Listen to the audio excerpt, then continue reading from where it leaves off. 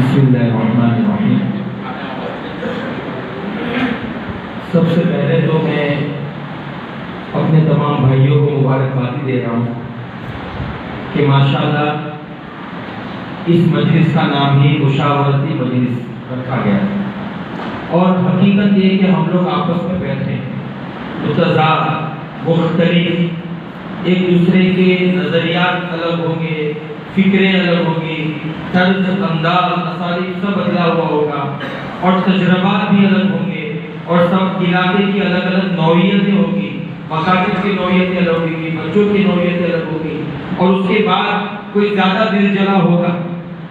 کوئی زیادہ پریشان ہوا ہوگا، تو جیسے بھی لوگ تو یہاں جب ہم سب بیٹھیں گے، ایک دوسرے سے باتیں کریں گے، ایک دوسرے کی سنیں گے، تو انشاءاللہ پہلے سے جو کچھ نرم ہے وہ کچھ گرم ہو جائیں گے، کچھ زیادہ گرم ہے کچھ گرم ہو جائیں گے، افادہ اور استفادے کی راہیں ہموار ہوگی۔ تو یہ جو مجلس تھی بہت اچھی رہی، لیکن ایک شکایت یہ تھی کہ 8 بجے سے ہو جائے تاکہ ہم سب رفقا کو سن سکیں، 2 منٹ 3 منٹ 5 منٹ سب رفقا اپنے اپنے مدعات کو، اپنے درد کو، اپنی تکلیفوں کو، مشکلات کو بیان کریں۔ بس یہ ایک بات تھی کہ میں مبارکبادی بھی دے رہا ہوں، تو کوشش کریں کہ انشاءاللہ ہم صبح سے شروع ہوں۔ مکتب رہتا ہے، اس میں کوئی مجبوری ہے، اچھا نہیں ہے، ابھی تھوڑا تھوڑا بعد میں انشاءاللہ یا پھر رات کو رکھیں، انشاءاللہ طویل وقت ہونا چاہیے، باتیں ہوں، متضاد باتیں ہوں۔ ایسا یہ اگر کسی مجلس کے اندر صرف ایک ہی روح پر بات ہو کہ علماء کو قربانی دینی پڑے گی، علماء کو ایسا کرنا پڑے گا، تو پھر وہ مجلس لے جائیں۔ وہاں یہ بھی ہونا چاہیے کہ منتظمین کو کیا کرنا چاہیے، خیر لیکن وہ بتایا جائے گا۔ لیکن اب ہوتا کیا ہے کہ ہم جہاں پر بیٹھے ہیں اس میں تعلیم اور تدریس، اس کا اہم ترین عنصر کیا ہے، کون ہے جو جس کو سب سے زیادہ پیسا جائے گا اور جس کو پیسنے کے لیے تیار رہنا پڑے گا؟ تو معاف کیجیے، وہ میں ہوں اور آپ ہے۔ حضرت موسیٰ علیہ السلام کو وَاصْطَنَعْتُكَ لِنَفْسِي وَاصْطَنَعْتُكَ لِنَفْسِي، سبحان اللہ۔ وہیں پر ہم لوگ انہی کی کیٹیگری سے نیچے آ رہے ہیں، اسی سلسلے سے جڑ رہے ہیں، تو پھر کیا حال ہوگا آپ سمجھ سکتے ہیں۔ ہماری پیدائش سے پہلے قتلوں کے لاکھ بچے، پھر ہمیں کس دور سے گزارا جائے گا، اور ہم اسی سلسلے میں حضرت یوسف کے سلسلے میں بھی آ رہے ہیں، حضرت نوح کے سلسلے میں بھی آ رہے ہیں۔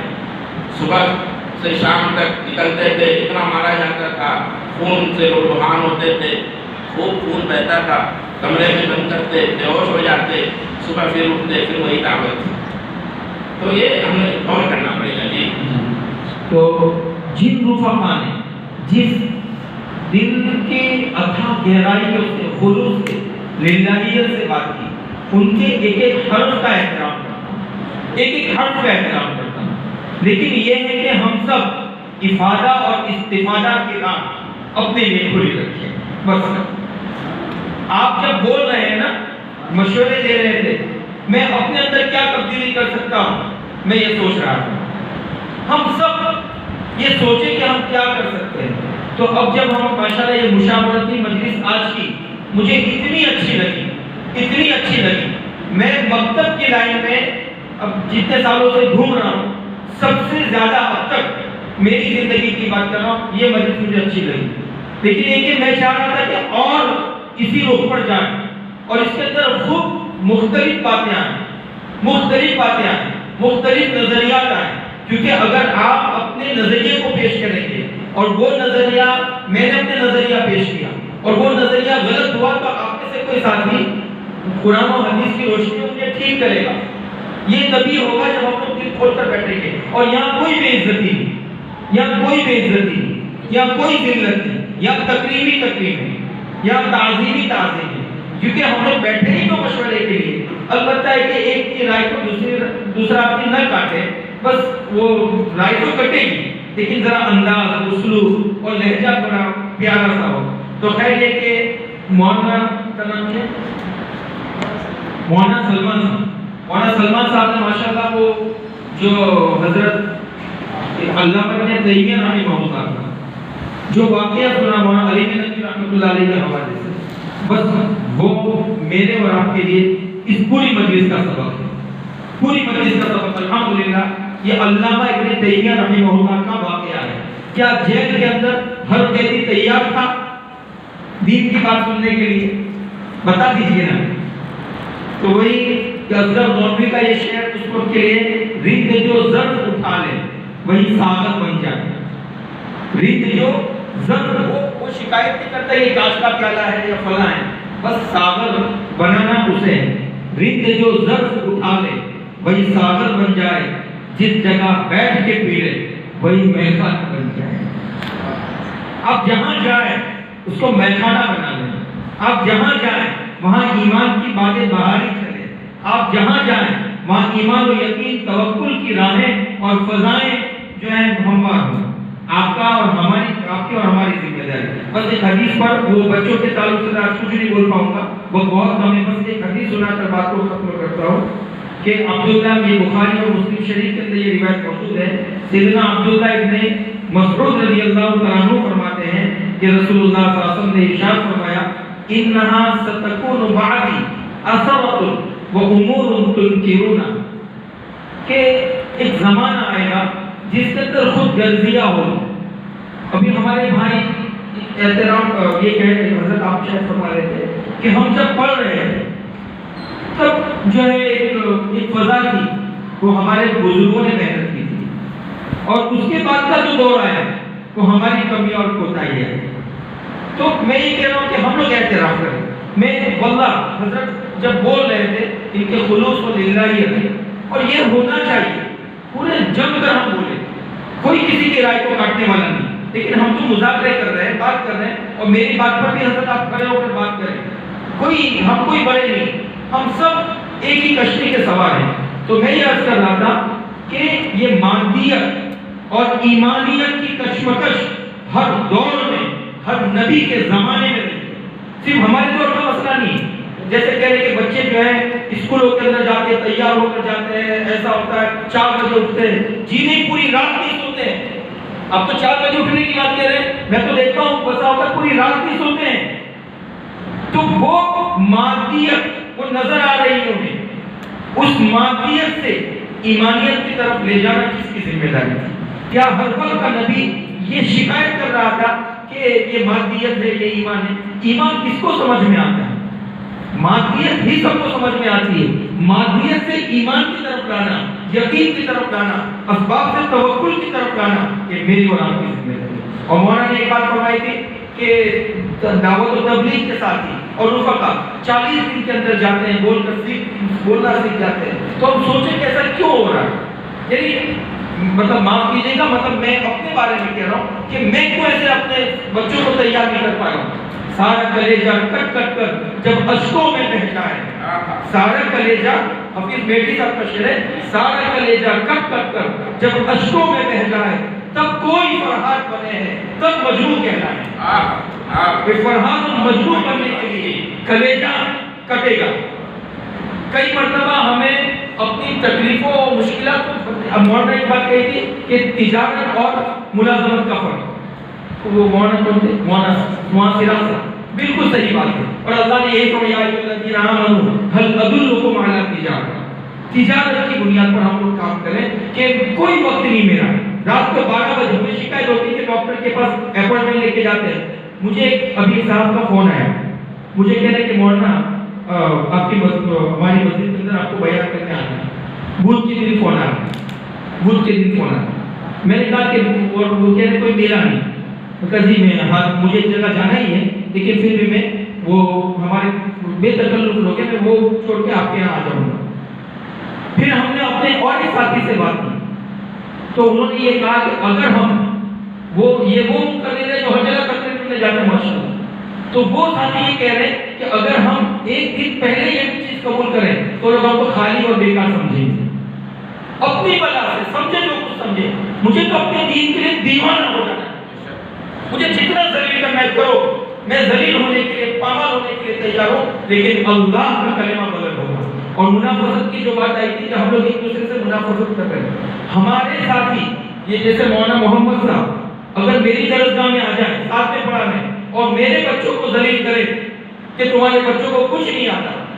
اور مجھے ایک لفظ نہ بولنے دے، میں ان کی درسگاہ میں جا کر یہ کام نہیں کروں گا،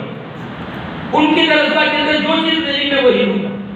استفادہ کرنا ہے مجھے، اور انہوں نے جو مجھے میری کمیاں کمزوریاں بتائی ہے میں شکر گزار بنوں گا، انتقام کے جذبے میں نہیں آؤں گا، میں جب تک اپنے کو پامال نہیں کروں گا تب تک اللہ کا دین بلند نہیں ہوگا۔